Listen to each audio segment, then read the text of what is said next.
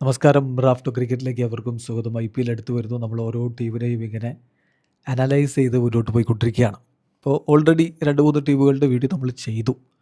ഇനിയിപ്പോൾ നമ്മൾ പരിശോധിക്കുന്നത് തീർച്ചയായിട്ടും KKRനെ കുറിച്ചാണ്. കഴിഞ്ഞ തവണയല്ല, അതിന് മുമ്പത്തെ തവണ ചാമ്പ്യന്മാരായ ടീമാണ്.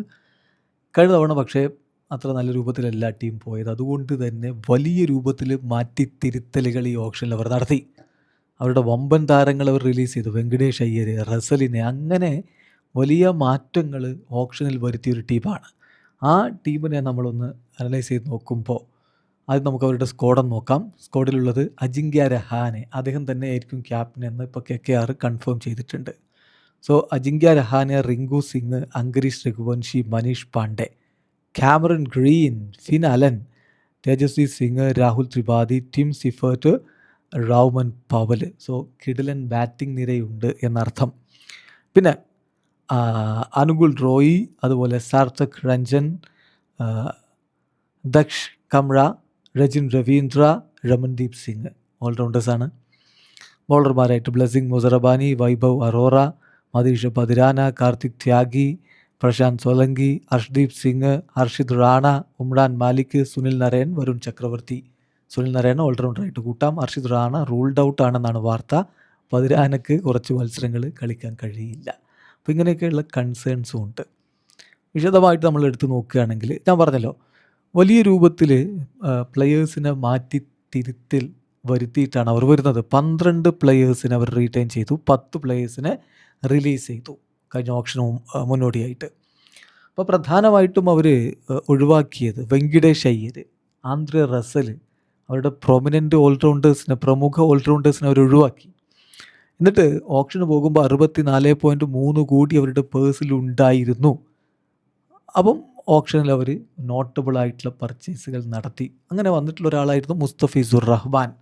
പക്ഷേ ചില പൊളിറ്റിക്കൽ ഇഷ്യൂസ് കാരണം മുസ്തഫീസുറിനെ അവർക്ക് ഒഴിവാക്കേണ്ടി വന്നു, കോൺട്രാക്റ്റ് ടെർമിനേറ്റ് ചെയ്യേണ്ടി വന്നു. പകരം അവർ സ്ക്വാഡിലേക്ക് ബ്ലെസ്സിംഗ് മുസറബാനിയെ എടുക്കുകയാണ് ചെയ്തിട്ടുള്ളത്. ഏതായാലും ബൗളിങ്ങിൻ്റെ കാര്യത്തിൽ ഇപ്പോൾ പതിരാനയുടെ പരിക്കും പ്രശ്നങ്ങളും കൂടി വരുമ്പോൾ ചെറിയ ആശങ്ക അവിടെ ഉയരുന്നുണ്ട് എന്നുള്ളതൊരു യാഥാർത്ഥ്യമാണ്. അത് ഹർഷിത് റാണയും പരിക്ക് കാരണം റൂൾഡ് ഔട്ടാണെന്ന് നോക്കുക. നമ്മൾ നോക്കുകയാണ് അവരുടെ പ്രധാനപ്പെട്ട സൈനിങ്ങുകൾ എന്തൊക്കെയാണ് നടന്നത് എന്നുള്ളത്. ഇപ്പോൾ ഈ മിനി ഓപ്ഷനിൽ ഓസ്ട്രേലിയൻ ഓൾറൗണ്ടർ ക്യാമറൺ ഗ്രീൻ അവർ സ്വന്തമാക്കി. വമ്പൻ തുക കൊടുത്ത് 25.2 കോടി കൊടുത്താണ് സ്വന്തമാക്കിയത്. പിന്നെ ന്യൂസിലാൻഡിൻ്റെ പ്ലെയേഴ്സ് ഈ T20 വേൾഡ് കപ്പിൽ വളരെ ഇംപ്രസീവായിട്ടുള്ള പെർഫോമൻസ് നടത്തിയിട്ടുള്ള താരങ്ങൾ അവർ സ്വന്തമാക്കിയിരുന്നു. Finn Allen, Tim Seifert, Rachin Ravindra. ന്യൂസിലാൻഡിൻ്റെ ഫയർ പവർ മൊത്തം അവരിങ്ങ് വാങ്ങിയിട്ടുണ്ട്. പിന്നെ അവർ ഇന്ത്യൻ പേസേഴ്സിനെ സൈൻ ചെയ്തു. ആകാശ് ദീപ്, കാർത്തിക് ത്യാഗി, അവരുടെ ബൗളിംഗ് അറ്റാക്കിനെ ശക്തിപ്പെടുത്തുന്നതിന് വേണ്ടിയിട്ട്. വിക്കറ്റ് കീപ്പറായി തേജസ്വി സിംഗിനെയും ലെഫ്റ്റ് ആം സ്പിന്നർ ദക്ഷ് കമ്രയെയും അവർ ടീമിലേക്ക് എത്തിച്ചു. സോ അവർ രണ്ടുപേരും പുതുമുഖങ്ങളാണ് എന്ന കാര്യം കൂടി നോക്കുക.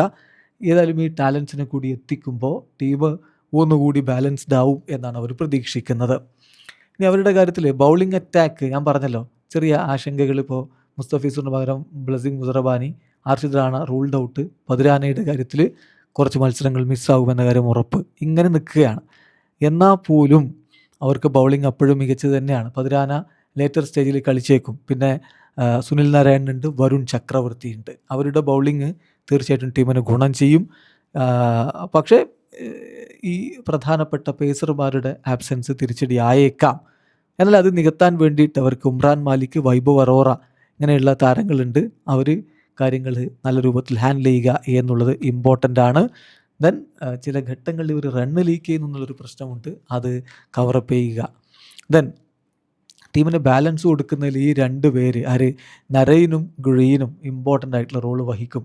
തീർച്ചയായിട്ടും നരൈനെ നമുക്കറിയാമല്ലോ, അദ്ദേഹം ഒന്നുകിൽ ഓപ്പൺ ചെയ്യും അല്ലെങ്കിൽ മിഡിൽ ഓർഡറിലൊക്കെ കളിക്കും. സോ വ്യത്യസ്തമായിട്ടുള്ള കോമ്പിനേഷൻസ് അവർക്ക് ടോപ്പ് ഓർഡറിലും മറ്റുമൊക്കെ ഉപയോഗപ്പെടുത്താൻ അദ്ദേഹത്തിൻ്റെ സാന്നിധ്യം കൊണ്ട് കഴിയും. അതുപോലെ ക്യാമറൺ ഗ്രീൻ എന്ന ഓൾറൗണ്ടറെ കൊണ്ട് എന്ത് ചെയ്യാൻ പറ്റുമെന്ന് ഞാൻ പ്രത്യേകം എടുത്ത് പറയേണ്ടതില്ല. രജിൻ രവീന്ദ്ര മറ്റൊരു പ്രധാനപ്പെട്ട നെയിമാണ് അവർക്ക് ഉപയോഗപ്പെടുത്താൻ പറ്റിയ. അദ്ദേഹം ഇപ്പോൾ ബൗളിങ്ങിലും മികവ് കാണിക്കുന്നുണ്ട്. ഒരു 3 ഡയമെൻഷണൽ ഡിസ്പ്ലേ അദ്ദേഹത്തിന് നടത്താൻ പറ്റും. പക്ഷേ അദ്ദേഹം ഫസ്റ്റ് ചോയ്സ് ആയിട്ട് ലെവലിൽ വരുമോ എന്നുള്ളതാണ് ചോദ്യം. 4 വിദേശ താരങ്ങളെയല്ലേ കളിപ്പിക്കാൻ പറ്റുകയുള്ളൂ. ബാക്കപ്പായിട്ട് നമ്മൾ അദ്ദേഹത്തെ പ്രതീക്ഷിക്കുകയാണ്. അപ്പോൾ KKRനെ സംബന്ധിച്ചിടത്തോളം റസലിനെ അവർ ഒഴിവാക്കി എന്നുള്ളൊരു ഗാമ്പിളായിരുന്നു. കാരണം അദ്ദേഹത്തിന് വേണ്ടിയിട്ട് ഒരു like for like replacement available അല്ല എന്ന കാര്യം മനസ്സിലാക്കുക. ഗ്രീന് ഏതായാലും ആ ഒരു മാസീവ് ഷൂസിൽ സ്റ്റെപ്പ് ഇൻ ചെയ്യേണ്ടത് വളരെ വളരെ അത്യാവശ്യമായി മാറുന്നു. ഇനി ബാറ്റിംഗ് ഡിപ്പാർട്ട്മെൻറ്റ് നോക്കുകയാണെങ്കിൽ ഫയർ പവർ ഉണ്ട്, സംശയമില്ല. നമ്മൾ പറഞ്ഞല്ലോ ടിം സിഫേർട്ടും അതുപോലെ തന്നെ നമ്മുടെ ഫിൻ അലനുമൊക്കെ അവിടെ ഒരുമിച്ച് വരുന്നു എന്നുള്ളത്. കൂടാതെ അജിങ്ക്യ രഹാനെ KKRൻ്റെ ക്യാപ്റ്റൻ, അദ്ദേഹം സയ്യിദ് മുഷ്താഖ് അലി ട്രോഫിയിൽ നല്ല ഫോമിൽ കളിച്ചിട്ടുണ്ട്. അദ്ദേഹത്തിന് അത് തുടരാൻ പറ്റുമെന്ന പ്രതീക്ഷയിലുണ്ട്.